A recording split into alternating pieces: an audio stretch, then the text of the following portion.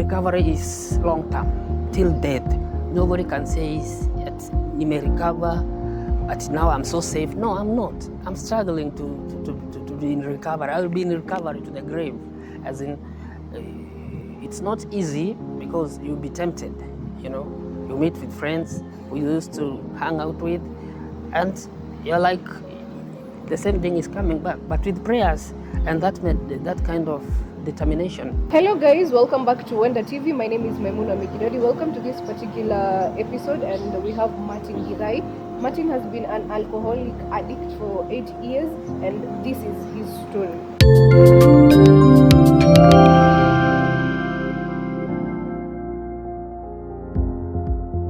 Sasa Martin, niko salama, poa.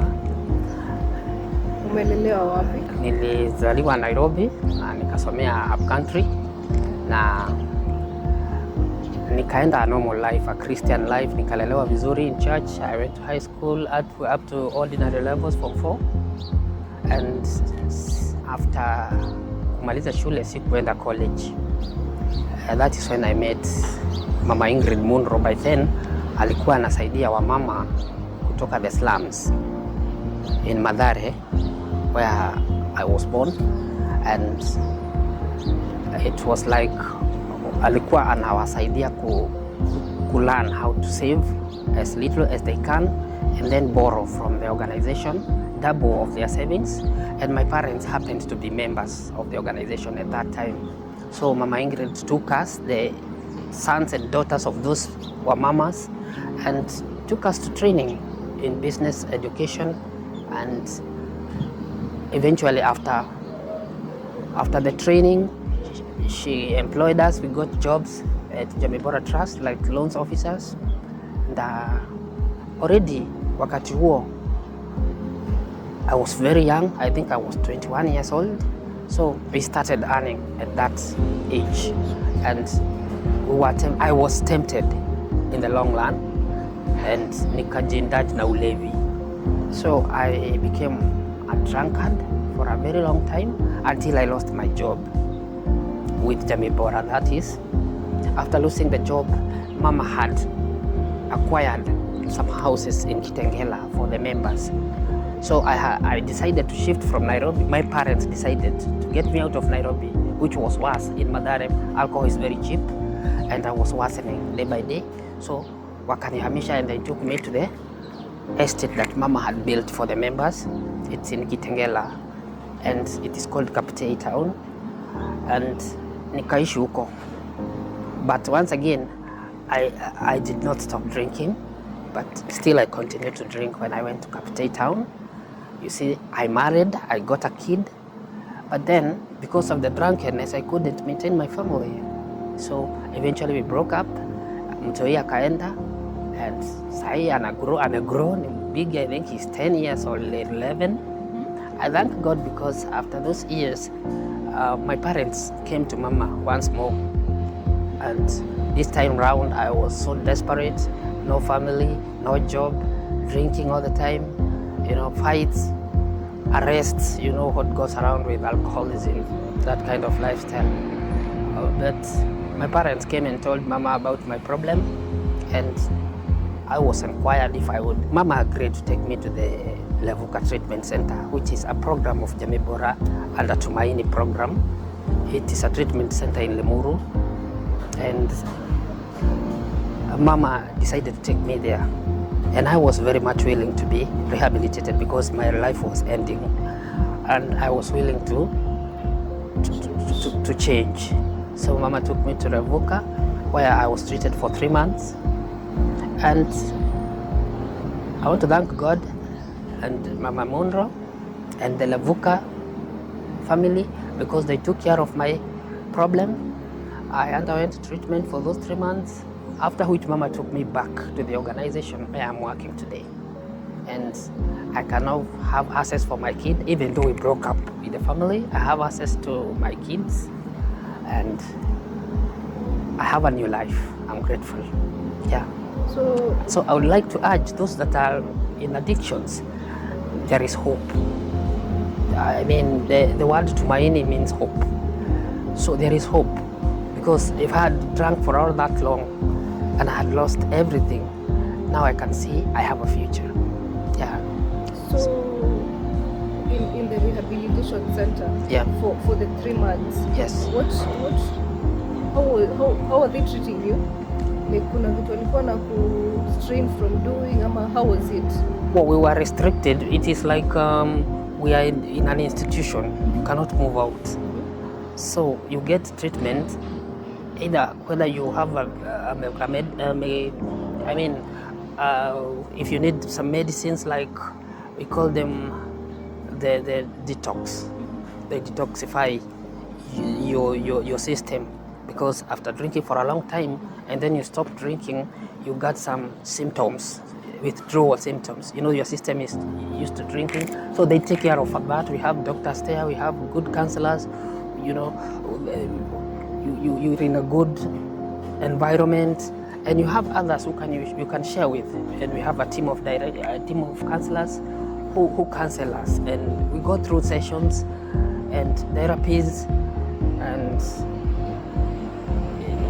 you see the problem with so much alcoholism, drunkards waogi huko. Sasa unaoga, you become, unarudi mtu wa kawaida, unajua unakula mzuri, dawa unapatiwa, you know, it depends on the level of your addiction. There are people who have drunk for so long, there are people who have been addicted with drugs, hard drugs. So we are not the same at the institution, but we get treatment according to your level of addiction.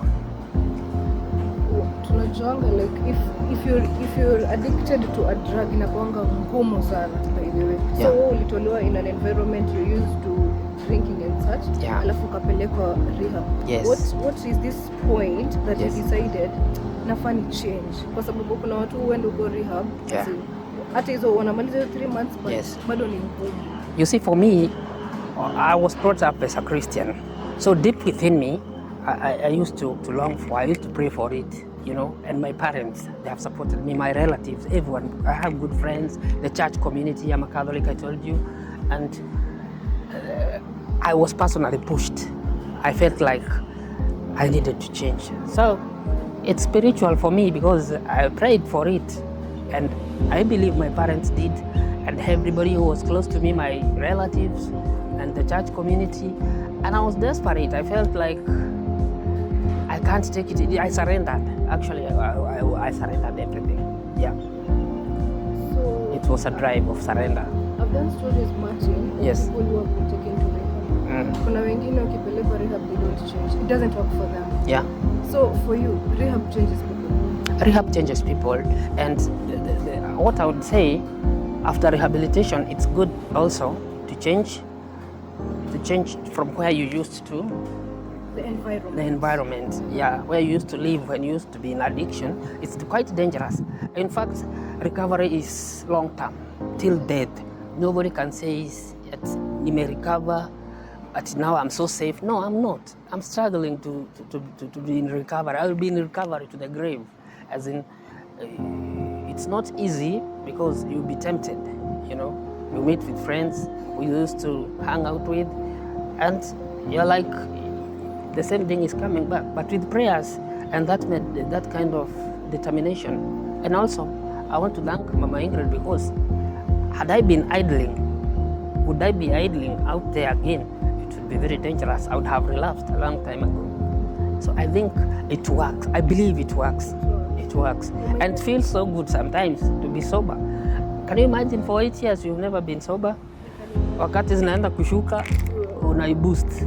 So at least now feeling sober, it feels like you're born again.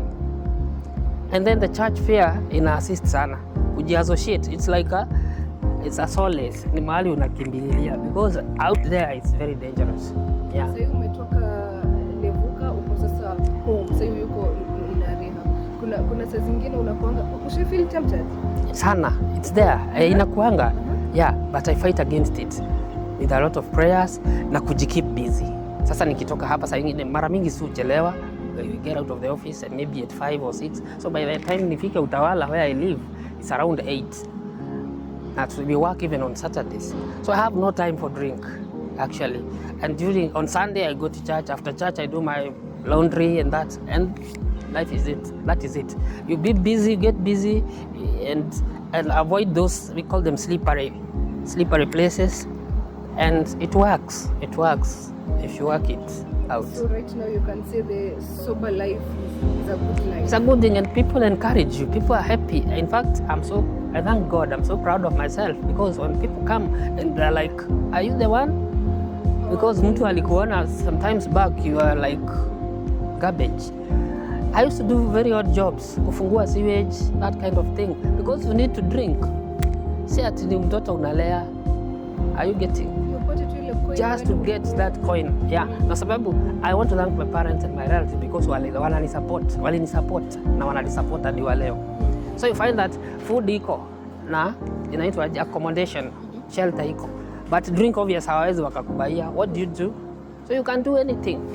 Yeah, hata kuosha nini, bora tu upate hiyo do ukachomoe. That was it. Ni hatari, but yeah, play a very big role.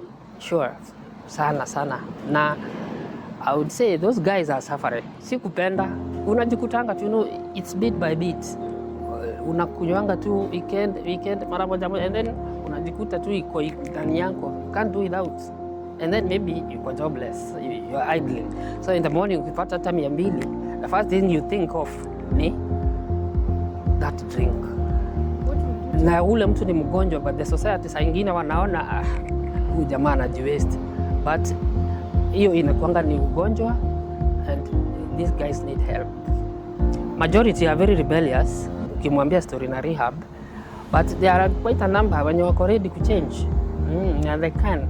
Yeah, that's all I can say, in my opinion.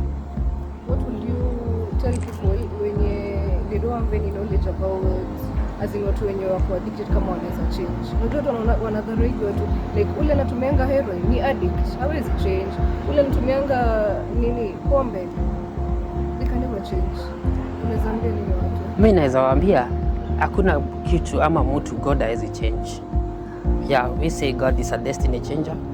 Na unaweza fikiri umefika mwisho, but God has great plans for you. And sometimes I tend to think vitu zingine zina happeningi ndio God akuwe glorified, na at least watu wasomange na wewe ukuwe kitabu, as in people can say this guy, kama ni huyu ni kweli inawezekana.